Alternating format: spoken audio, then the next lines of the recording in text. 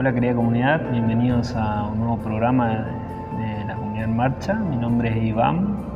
Hola, mi nombre es Mariana. Hoy vamos a estar presentándole el tema de San José Obrero por el Día del Trabajador del 1 de mayo, el aniversario del Padre Adam, desde que llegó a nuestra comunidad. Y estaremos también escuchando la lectura y la reflexión del Padre. Históricamente, San José era un habitante de la ciudad de Nazaret. Como sabemos, era proveniente de la descendencia de David, el cual fue elegido para cuidar y proteger a la Sagrada Familia, enseñándole a Jesús la responsabilidad y el valor del trabajo cotidiano. En los evangelios es conocido como el carpintero, pero también a esa época se atribuye al trabajo artesanal, ¿no? La persona que trabajaba justamente la piedra y la madera. Hacemos mención de algunas de sus virtudes. San José se caracterizaba por el silencio, ¿sí? Una de sus virtudes relacionada con ello es la obediencia que tuvo a Dios sin cuestionar nada, ¿no? Desde el viaje a Belén hasta la huida a Egipto. Otra de sus virtudes es la responsabilidad, ¿sí? Trabajó dignamente, honestamente, ganándose el pan con el sudor de su frente. Y otra de sus virtudes fue la responsabilidad, dado que ejerció la paternidad con el Señor, ¿sí? Enseñándole a Jesús el oficio y educándolo en la fe. Podemos hablar de San José, de su obra y su legado, y de por qué a él lo recordamos por el patrono del trabajo. Con respecto a la obra y el legado, él es conocido no por sus grandes trabajos o sus grandes obras en la iglesia como tal, sino de, como antes mencionado, la humildad, la obediencia, la perseverancia en el trabajo. Por eso sí se le asimila al trabajo del carpintero y el artesano, que en esa época el trabajo del artesano o el carpintero no era buen visto, no era para la sociedad, no era un buen trabajo, pero sin embargo San José lo hacía porque él amaba lo que hacía y por la vocación a su trabajo. No importaba tanto lo que hacía, sino todo lo que entregaba en su día a día, ¿no? Bueno, a San José se le instituyó el Día del Trabajador como el patrono por el Papa Pío XII en 1955. Instituyó el Día del Trabajador, ¿no? Nuestro patrono sería San José, como venimos mencionando, a quien él le debemos de pedir y debemos también de agradecer por el trabajo, por los trabajadores, por pedir y por agradecer. Es por eso también que festejamos, celebramos este día, y como Iglesia Católica tenemos como una imagen muy importante, San José Obrero, por esto que venimos mencionando, que es una persona más que nada por los trabajadores, sino por la humildad y la obediencia en el trabajo silencioso. Les invitamos a poder venir a la misa, asistir a la misa, o incluso también en la casa buscar una oración a San José para poder agradecer o para poder pedir por el trabajo, ya sea de uno o de otra persona.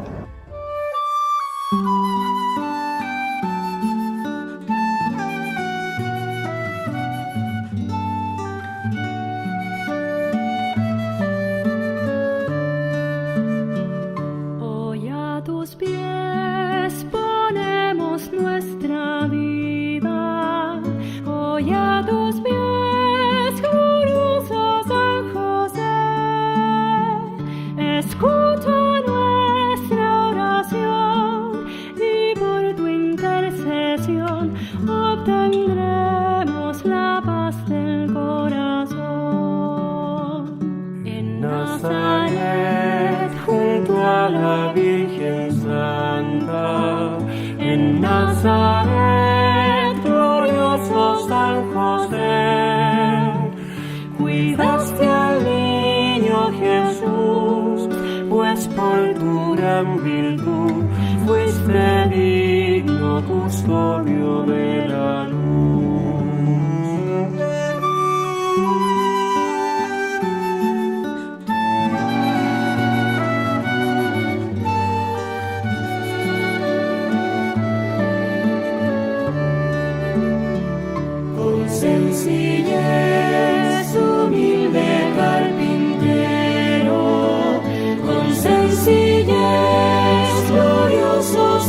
José, hiciste bien tu labor, obrero del Señor, ofreciendo trabajo y oración.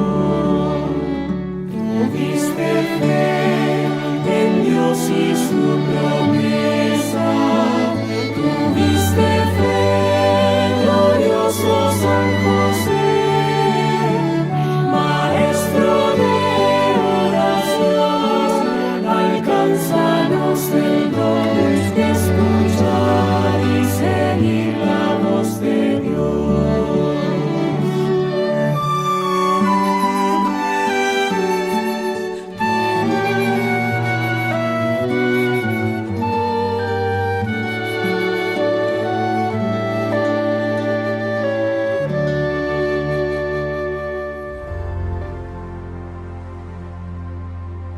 Bueno, estamos acá con el Padre Adán y estos días estuviste festejando algo. ¿Puedes contarnos de qué se trata? Así es, el lunes 27 de abril celebré el aniversario número 30 de mi ordenación sacerdotal. Y sería lindo por ahí que para nuestra comunidad, ¿no? Que nos comentes un poco el origen de tu familia, cómo estaba conformada tu familia. Bueno, nací en Polonia, en una ciudad portuaria llamada Gdańsk o Danzig en alemán, en las orillas del mar Báltico, pero toda mi vida pasé en el campo, un pequeño pueblito llamado Świekatowo, en la zona norte de Polonia. Nací como segundo de 5 hijos de Czesław y Gertrudis, y mi vocación prácticamente nació en el seno de la familia, porque fuimos una familia típica, una familia humilde, no demasiado pobre, no demasiado rica. Mi papá trabajaba como capataz en una cooperativa agrícola, mi mamá era ama de casa, así que fue una vida normal, común. Lo que sí, tuvimos una característica muy linda, como la mayoría de las familias de mi pueblo, que Dios siempre estuvo muy presente en nuestra vida. Todos los días estuvimos rezando siendo niños con nuestra mamá, y muchas veces también vi a mi papá ya muy de noche arrodillando y rezando al lado de su cama. Y por supuesto, el domingo fue un día especial, porque todos íbamos a la misa y después del almuerzo tuvimos un lindo momento de compartir familiar. Cuando hacía lindo tiempo salíamos a caminar, salíamos de paseo, a veces visitar a algunos de los familiares, y cuando el tiempo no nos acompañaba, entonces nos quedábamos a jugar en familia, en naipes, ajedrez, ludo, y así el domingo siempre fue marcado por esto. De un lado, el encuentro con Dios, y del otro lado, el encuentro en la familia. ¿Y cómo se despertó la vocación en vos? En verdad, no hay un momento específico que podía decir que fue para mí un momento de una clara vocación. Tal vez esta vocación se estaba despertando poco a poco. Cuando era muy chiquitito, ya con 6 años, comencé a servir en la iglesia como monaguillo. Ahí tuvimos a un sacerdote ya mayor, retirado, que todos los días celebraba la misa, y cuando nosotros le servíamos acompañando en la celebración, después de la misa él solía preguntarnos a los monaguillos: chicos, ¿y quién de ustedes será sacerdote? ¿Quién me va a reemplazar cuando yo ya no esté? Y en verdad incluso nos pusimos de acuerdo, que un mes respondía uno, otro mes respondía otro, pero parece que por ahí comenzó de alguna forma mi vocación.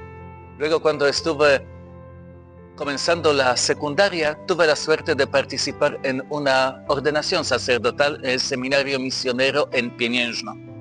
Y justamente me gustó muchísimo el ambiente, el compartir la alegría, y también que los sacerdotes no se quedaban en Polonia, pero iban justamente a los países de misión, a los lugares donde faltaba la presencia de Cristo, donde faltaba la presencia de los sacerdotes, donde la iglesia tal vez no era todavía lo suficientemente fuerte para valerse de sí misma.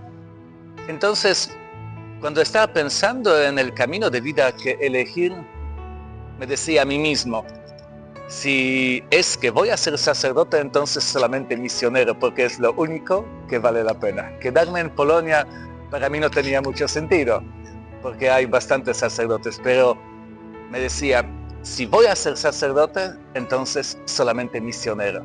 Y así cuando terminé la secundaria tomé la decisión de entrar al seminario misionero y después ya Dios hizo que llegó el momento de la ordenación.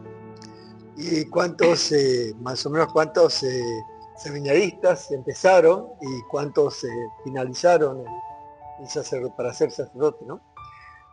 Cuando comenzamos éramos muchísimos porque éramos 72, de los cuales 54 nos preparamos para la ordenación sacerdotal y hubo también 18 jóvenes quienes querían ser hermanos religiosos.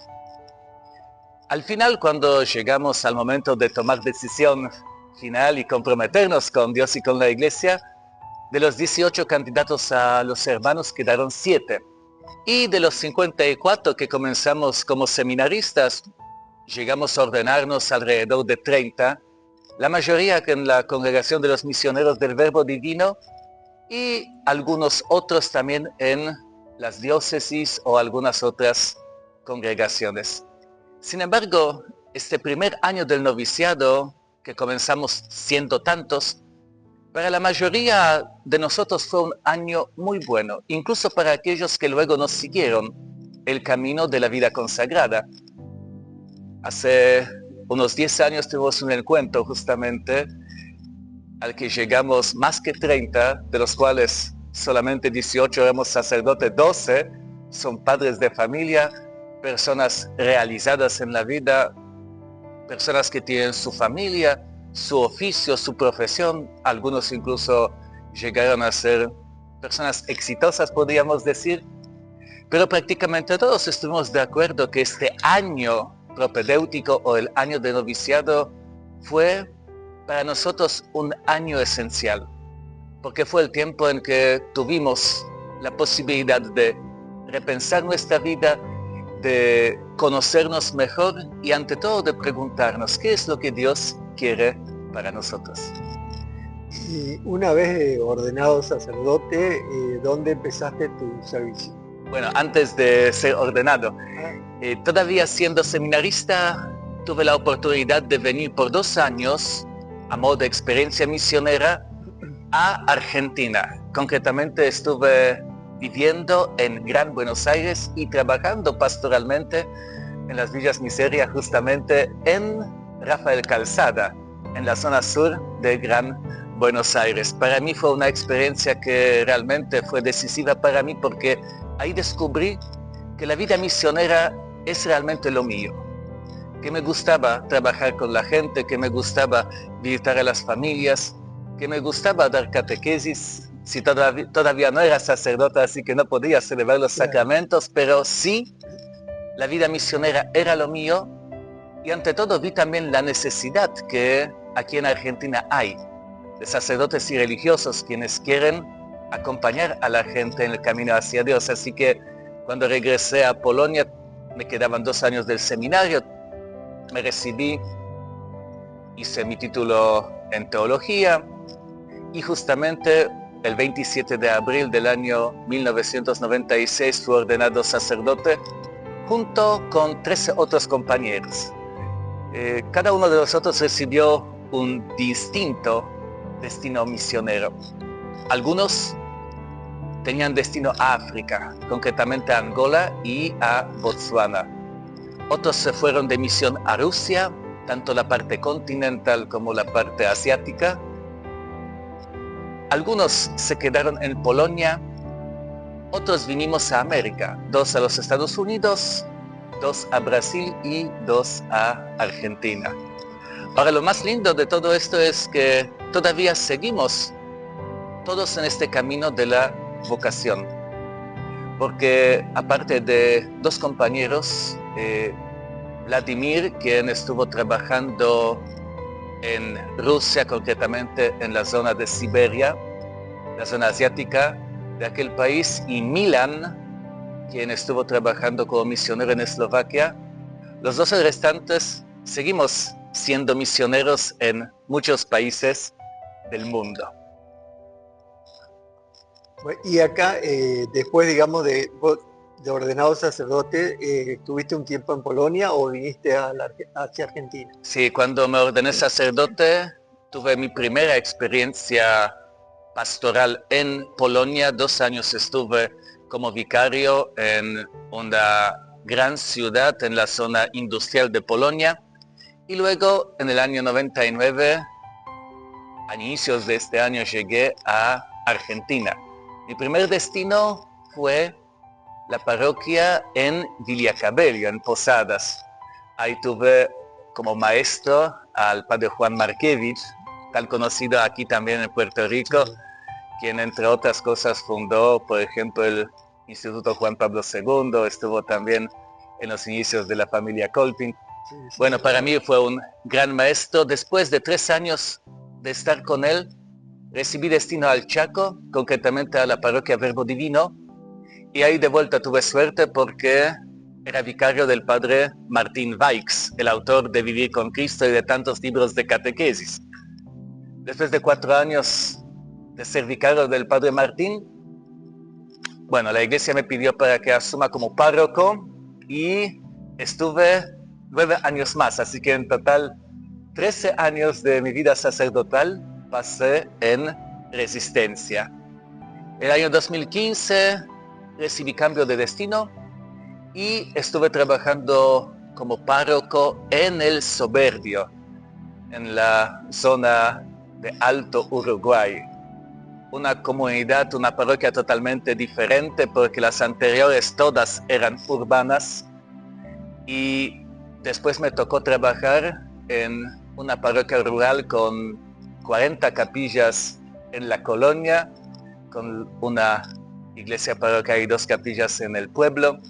Así que fue una experiencia totalmente diferente, también por la necesidad de aprender el portuñol y otra mentalidad de la gente, porque allá la gente es más brasilera que, vamos a decir, no Argentina, pero acá estamos con más influencia de Paraguay, y en la otra banda oriental estamos con más influencia brasilera. Y desde el año 2022 estoy aquí con el padre Carlos en Puerto Rico. O sea que la pandemia entonces te tocó en El Soberbio. ¿Cómo fue ese momento, digamos? En verdad fue una experiencia muy interesante, muy intensa. Si bien los primeros 2-3 meses, cuando todo el mundo estaba paralizado, nosotros también nos quedamos en casa, como lo exigían las autoridades y como lo hizo todo el mundo. Sin embargo, ahí aprendimos a usar medios electrónicos, porque todos los domingos celebramos la misa en la radio, y gracias a la radio, allá en la zona del Soberbio, internet no funciona tan bien.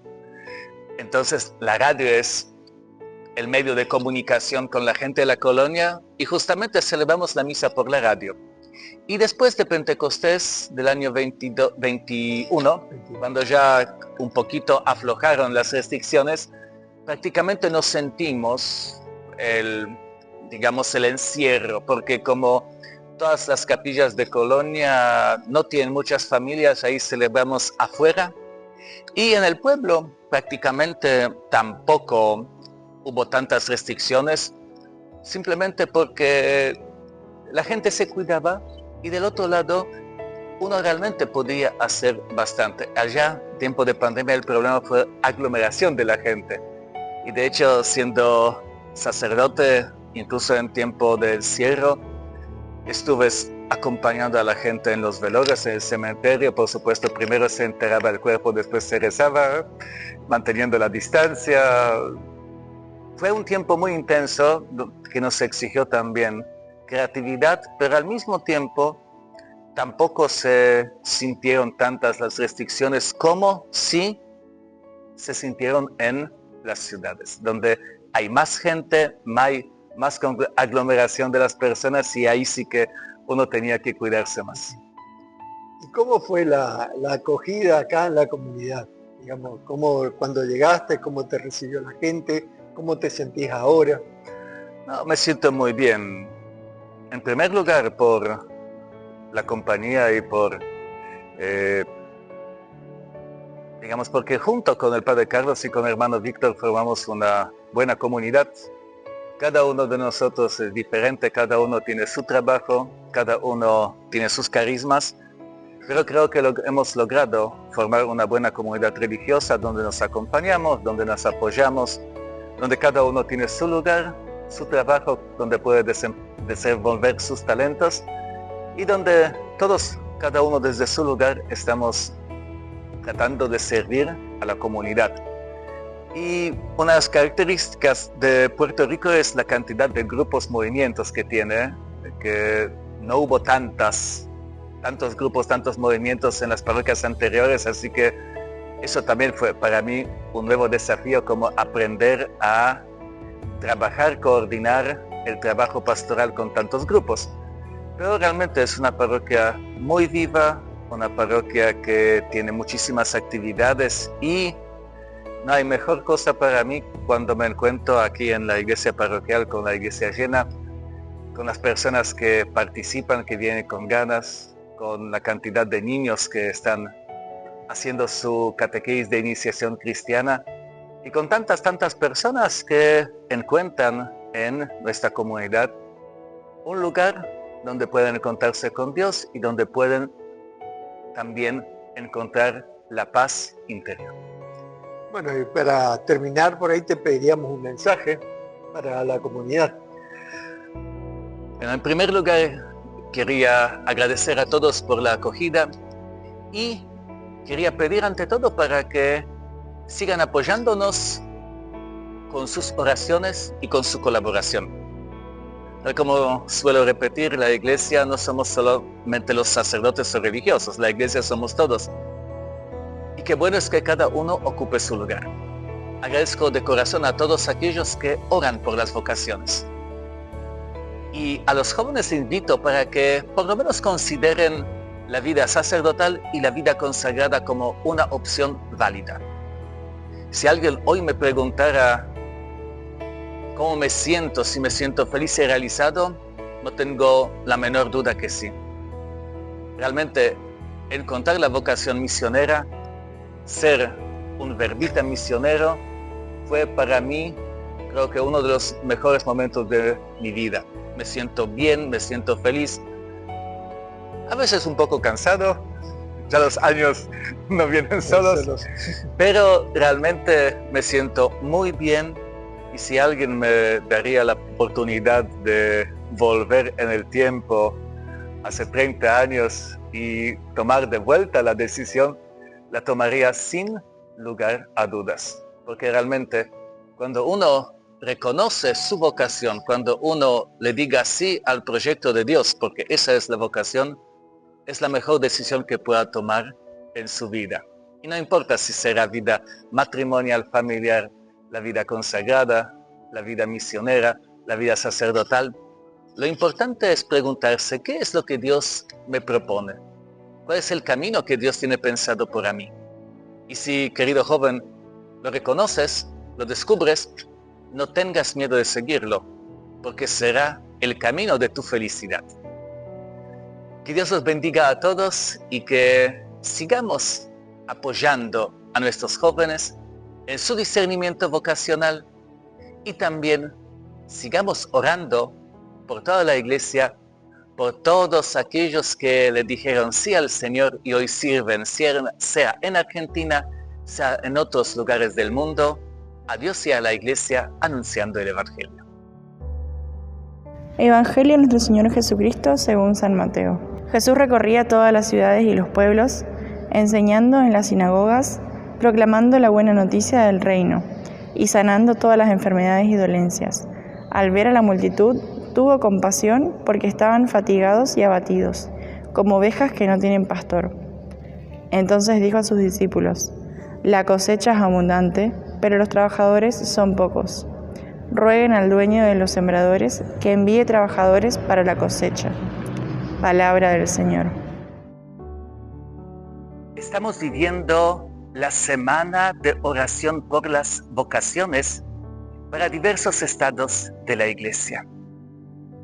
El domingo pasado celebramos el Domingo del Buen Pastor, en el cual Jesús nos recordaba que Él es el quien nos guía hacia la felicidad, que es el buen pastor quien quiere que nosotros tengamos la vida abundante. Porque Dios nos creó para la felicidad. Dios no quiere que haya gente que ande por el mundo perdida, triste, agobiada, que haya gente que caiga en la depresión, en las adicciones. Aunque pasaron 2000 años, la situación no cambió tanto. Hoy día también hay mucha gente que necesita encontrar a Dios, que necesita encontrar el camino de la felicidad. Pero para que puedan hacerlo hace falta que haya personas quienes les van a mostrar este camino, quienes les van a transmitir la buena noticia de que Dios nos ama, de que Dios quiere nuestro bien y de que Dios nos mostró el camino a seguir. Por eso, el Evangelio de hoy hemos escuchado que Jesús se conmueve ante aquellas personas perdidas que eran como ovejas sin pastor. Y por eso invita a sus discípulos para que oren. Porque el dueño de la cosecha, en otras palabras, el dueño del mundo es Dios. Y es Él quien suscita nuevas vocaciones. Es Él quien llama. De nosotros depende la respuesta que le vamos a dar. Por eso invito a todos para que oremos por nuevas vocaciones para la Iglesia y para que apoyemos a aquellos jóvenes quienes, escuchando la llamada del Señor, deciden decir sí, deciden aceptar este desafío y se ponen en el camino de la vida consagrada.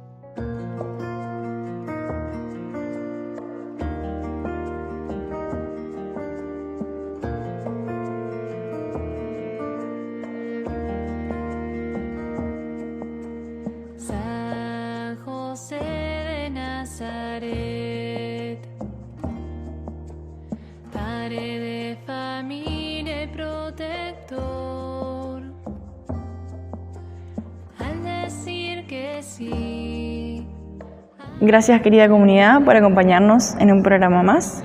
Saben que pueden volver a mirar el programa en YouTube como Comunidad en Marcha. Suscríbanse al canal, por favor, y también nos pueden acompañar en el programa de la radio, que son los días sábados a las 8 de la mañana. Y para todos los jóvenes de la comunidad tenemos una invitación. El sábado 9 de mayo tienen una invitación especial. Pueden participar de un grupo de jóvenes en el que se van a reunir en la Capilla San Francisco de Asís. Los esperamos. Gracias por acompañarnos en un nuevo programa. Hasta la próxima. Y recuerden, Dios siempre nos espera. Su voluntad.